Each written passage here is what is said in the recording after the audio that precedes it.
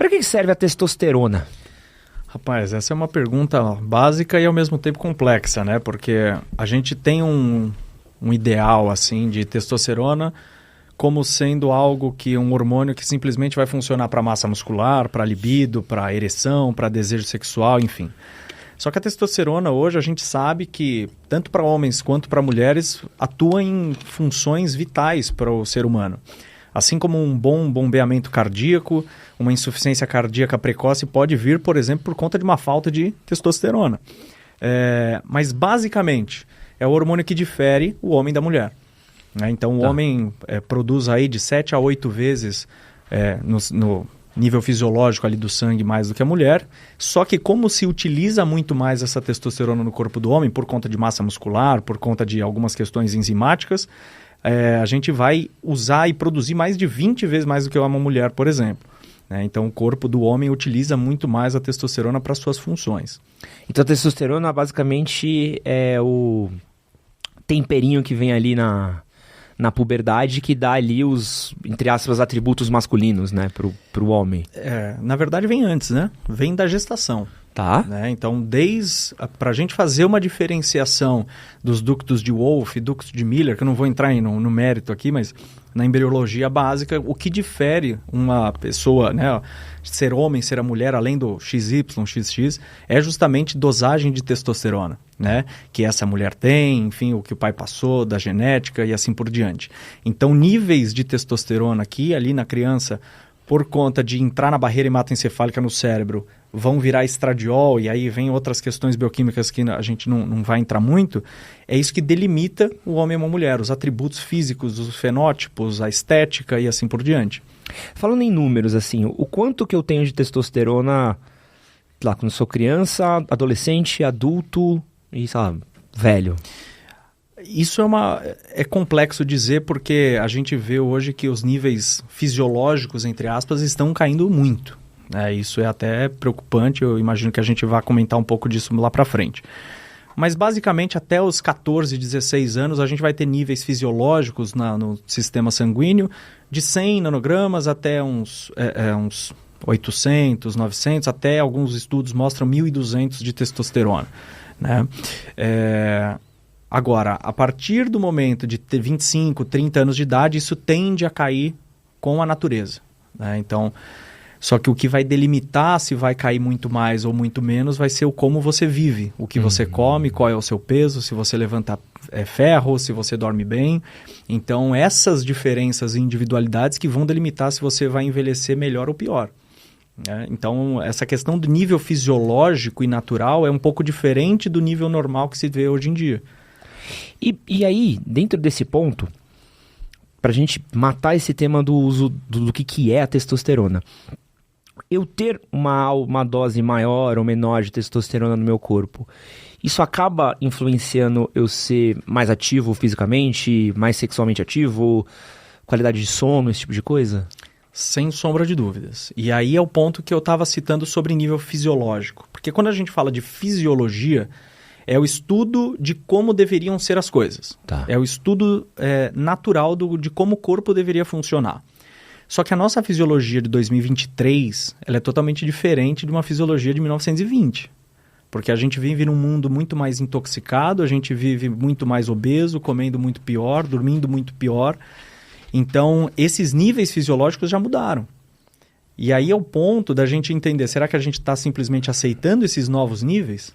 Porque os níveis eles são avaliados em cima de estudos populacionais. Então, existe um estudo, por exemplo, que saiu recentemente, em 2020, de 102 mil homens que foram avaliados em cima de um sistema de saúde ali, de 2006 a 2019.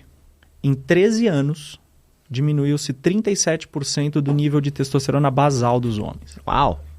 Ou seja, o nível basal é aquele nível que o cara acorda lá, faz o exame de sangue, tem a testosterona ali. Quantos anos eles tinham, né, pro exame? Isso era uma série de 102 mil homens, eles variavam só adultos, né? De 18, se eu não me engano, a 90 e tantos anos. Por causa de 18 a 30, perder quase 40% é muita coisa.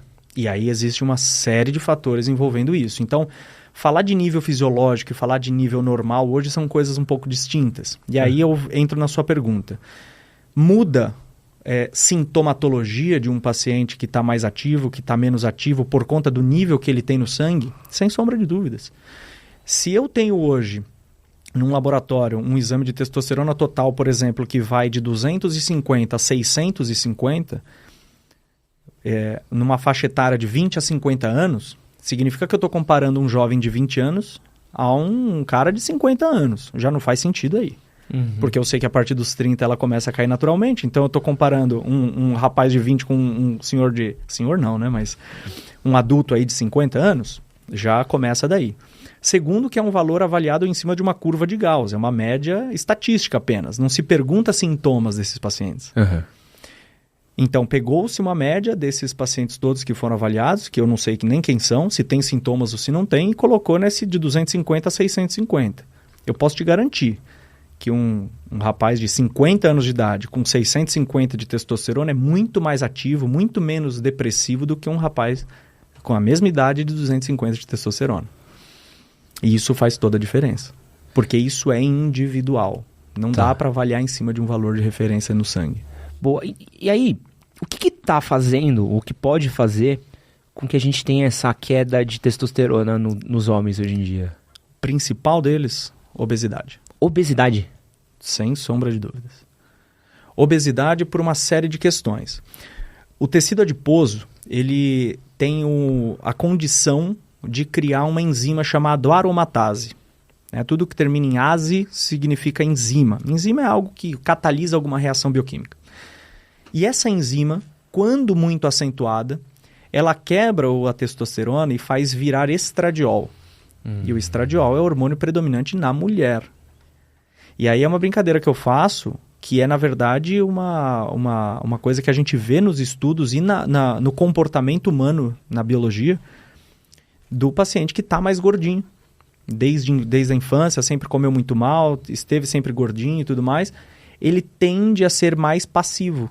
Ele tende a ser mais diplomático, ele tende a ser mais brincalhão, ele tende a ter mais amigas mulheres, porque ele se assemelha mais a quem tem mais estradiol. Ele é muito mais passivo, né? Caramba! E isso é uma questão hormonal. A gente vê hoje nos transgêneros, por exemplo. A gente não consegue mudar a conformidade física de uma pessoa que nasceu mulher e quer virar homem, por exemplo. A gente consegue fazer isso com hormônio. Será que em doses mais baixas a gente também não consegue mudar um pouco do comportamento sem necessariamente mudar a expressão corporal? E para a resposta, isso é óbvio que sim. Porque isso é nítido. E aí deve cair num ciclo meio vicioso, né? Porque o cara já está obeso. Então ele já não está praticando uma atividade física. Aí o nível de testosterona dele aumenta, menos disposição, menos vontade, menos atividade, logo ele vai praticar menos atividade física, exatamente, o que tende a ficar mais obeso ainda. Perfeito. E um paciente obeso geralmente tende a ter mais apneia do sono, então ele não dorme bem. E dormir bem é importantíssimo para fazer testosterona. Então realmente é um ciclo vicioso. Não é fácil de sair disso. Quebrar um ciclo vicioso é dependente de profissionais juntos contigo. Entender o problema é metade da resolução dele. Né? Só que hoje a gente está levando a obesidade de uma forma que é normal. E aí a gente volta de novo na palavra normal. Ser normal é estar na média. Se a gente for olhar a população dos Estados Unidos hoje, a média é ser obeso. O normal é ser obeso. Não, lá é bizarro. Estados Unidos é... O normal é ser obeso. Acho que quem vai para os Estados Unidos você tem um choque, assim, porque é uma coisa muito... E aqui, para quem é brasileiro, já não é mais um choque tão grande, né? Depende muito de onde você tá também, mas... Sem dúvida. É que lá é muito... chama muita atenção. É muito bizarro. O que é normal lá? Normal lá é usar um carrinho para andar no supermercado. E assim, isso é natural? Não, são coisas completamente diferentes. Tanto que a partir de 2030 a gente já está pensando em diminuir a expectativa de vida. Nunca na história a gente pensou isso. Estados Unidos já fez uma estimativa que até 2030 vai diminuir a expectativa de vida. E aí a gente pode ir para outros pontos pensando também em testosterona, né? Como hoje está diminuindo cada vez mais e mais cedo nos homens a testosterona, para que a gente quer expectativa de vida sem qualidade de vida? Porque eu acho que esse é um ponto que a gente tem que falar. Quando a gente está falando de nível de testosterona, não é um certificado de ser homem, né? Não é tipo, você tem testo de 1000, você é mais homem que um outro. De forma alguma. É que está diretamente relacionado à qualidade de vida, né? Totalmente isso. É porque a gente tem essa ideia ainda muito primitiva de que testosterona o cara é mais homem do que o outro. Não necessariamente. Geralmente sim. Por conta daquilo que eu comentei do cara que tem menos testosterona, ele tem mais afinidade por questão hormonal estar alta ou a testosterona mesmo estar baixa com mulheres, assim por diante. Ele tem mais gostos ali que as mulheres têm e tudo mais. Então, teoricamente, pensando de uma forma extremamente científica apenas, ele é ali menos homem. Agora, isso não é necessariamente um problema. Sim. Agora, pensando em qualidade de vida, eu vou dar um exemplo muito clássico, que eu acho que a maioria dos homens que estão assistindo aí, a gente, em algum momento da vida, sentiu algum desses sintomas. Que é o cara que está com a conta bancária legal, ele está com uma família legal, a filha dele está saudável, a mulher está saudável, o emprego está legal, ele foi promovido. Puta, ele não tem do que reclamar. E todo dia ele está acordando com aquele pensamento de puta merda, por que eu tô aqui? Esse desânimo que se assemelha muito a um quadro depressivo é muito, a gente chama de patognomônico, é algo que é muito intrínseco, né? Com falta de testosterona. Que é, pra gente, o termo técnico é hipogonadismo, né? Uhum. Que é uma diminuição da produção gonadal ali do testículo. É muito clássico. E aí esse cara, ele se reluta porque para procurar quem que se procura quando você tá depressivo? Você vai no psiquiatra. Uhum. O psiquiatra não tá nem querendo saber do seu testículo. Ele vai te dar um antidepressivo, porque você vai falar que você tá triste. E aí entra mais ainda num ciclo vicioso. Porque o cara tá gordinho, o cara tá inflamado. A gente pode falar de inflamação depois, que é um outro problema também. E esse remédio vai piorar ainda mais o intestino dele, que vai piorar o comportamento, a compulsão alimentar. É um ciclo vicioso muito difícil de sair. E, na verdade, é muito cômodo ficar nele, porque você pega o seu celular, você tem comida na sua casa. Você não precisa sair na rua para buscar um javali. Você não precisa sair da sua caverna para buscar uma comida. Uhum. Você não fica 3 dias sem comer hoje em dia. Você faz jejum hoje porque você tá na moda, né? Que alguém te falou que é bom fazer jejum e tudo mais. Aí, Léo. O que eu falei ontem? Pode fazer. Pode fazer. Eu tô anotando outros assuntos aqui, mas a gente já fala disso. É bom. É muito legal fazer jejum. Mas assim, é que tem gente que simplesmente fala, vou parar de comer e... O que eu falei ontem? Né? Então, cuidado, Léo. Eu só quero voltar aqui num ponto que eu acho que é legal, porque você falou rapidamente da obesidade. Alguns problemas mentais, acho muito legal falar também, porque a gente tá vivendo num momento de ansiedade e depressão altíssimo, principalmente Sim. vindo aí da pandemia. Qualidade do sono também. Eu sei que já tá meio que incluso na obesidade, mas a alimentação também pode influenciar em níveis de testosterona? Sem sombra de dúvidas. Eu posso não estar obeso, mas eu posso estar comendo mal. Sem dúvida. Até porque, por exemplo, a gente produz os nossos tecidos adiposos, né? As células do tecido adiposo se chamam adipócitos. Tá. Em tese, né, ali no livro, no estudo, a gente vê que os adipócitos eles são produzidos basicamente até uns 12 anos de idade. Então, geralmente, aquela criança que até os 12 anos não foi gordinho, ele não vai ser gordinho. Só que não significa que não estar gordinho ou estar magro seja sinônimo de saúde. Ele pode estar com triglicérides de 500 e ele pode estar com uma síndrome metabólica. E síndrome metabólica, que é um desarranjo geral dos hormônios, faz com que você não produza bem sua testosterona. Então você muda todo o seu eixo hormonal. O seu GNRH que produz no hipotálamo já não vai muito legal para a hipófise para produzir o FSH e o LH. Então o cara fica mais infértil, fica mais com uma piora da libido, do desejo, do drive sexual, da ereção e da ejaculação. Então é uma cascata de coisas. E aí, você comentou da ansiedade e da depressão. Para o homem, a libido está muito mais... Isso é uma coisa muito controversa ainda, né? Mas o que eu vejo ali no dia a dia, no consultório, nos estudos, é que a libido do homem está muito mais associada a ambiente e cabeça, justamente por aquele preconceito de sou mais homem, sou menos homem, e ambiente, e de ter broxado a primeira vez, de ter ejaculado precocemente a primeira vez, do que a testosterona. Pro homem. Pra mulher, a testo tem muito a ver com libido, tá? Tem menos a ver com ambiente. Mas pro homem é muito ambiente. Se o homem não tiver com um ambiente muito certinho, Não vai. não funciona, cara. Que louco. E aí a testo entra como uma das coisas.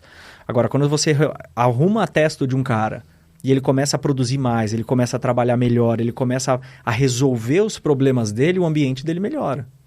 Então, por conseguinte, melhora também a relação sexual dele. Que louco. E sol? Qual que é a relação do sol com testosterona? Total. Por conta de 2 fatores. Cortisol. Então, quando a gente saía para caçar lá na caverna, a gente acordava com o sol. Um pouquinho antes do sol, na verdade, mas a gente acordava porque a gente tinha que usar o máximo possível daquele sol, porque não tinha lanterna. Então, os homens acordavam para sair para caçar. Nesse horário, a gente tem que estar com um pico de cortisol mais alto, entre 8 da manhã principalmente, né? 8, 10 da manhã. E o cortisol é o hormônio, todo mundo fala que é o hormônio do estresse. Não é. É o estresse que aumenta o cortisol. É diferente, são coisas paradoxais, assim. Porque é o estresse que aumenta o cortisol. O cortisol é o hormônio da sobrevivência, da fuga, da vida, da energia, da massa muscular, da concentração. Imagina você numa savana vendo um leão. Você vai estar com a adrenalina lá no teto. Seu cortisol vai estar lá no teto. Sua massa muscular vai enrijecer, você vai ganhar vascularização muscular, você vai ficar mais forte. Você vai ficar com um olhar mais em túnel, você vai só ver a saída. Isso é o que o cortisol faz. Ele não necessariamente é ruim. Nesse momento você precisa de cortisol. Qual que é o nosso problema de hoje? A gente tem aumentado o nosso cortisol ad eterno, todos os dias, em todos os momentos.